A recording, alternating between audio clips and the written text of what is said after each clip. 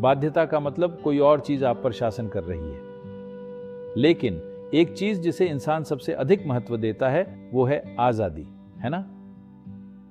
देखिए, हमारे समय, संसाधनों और ऊर्जा का 20% हिस्सा जेलों में लग जाता है, तमिलनाडु और अमेरिका दोनों जगह। अगर आप जेल में जाएं तो वो वास्तव में उस समाज से अधिक अनुशासित समाज है जिसे आप बाहर देखते हैं, और अधिक कुशल समाज भी है, क्योंकि खाना बिल्कुल समय पर आता है, कभी देर नहीं होती।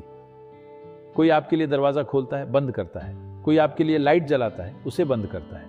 उनमें से अधिकतर लोगों के लिए जेल में मिलने वाले पोषण का स्तर बाहर से कहीं बेहतर होता है।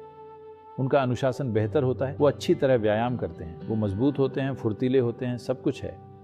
केवल एक चीज है, जब आप जेल में जाते हैं तो वहां हवा में दर्द होता है। ऐसा कभी नहीं हुआ कि मैं जेल गया और बिना आंखों में आंसुओं के लौटा, क्योंकि वहां हवा में ही दर्द है। इंसान की आजादी की इतनी अहमियत होती है।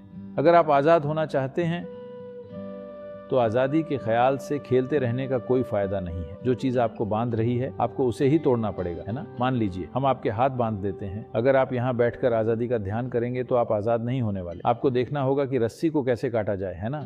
इसीलिए जो चीज आपको बांध रही है, जो चीज आपके जीवन में मजबूरी बन गई है, उस पर ध्यान देने की जरूरत है। आजादी एक काल्पनिक विचार है, ये आपके दिमाग को बस बहलाएगी, इसका कोई फायदा नहीं है।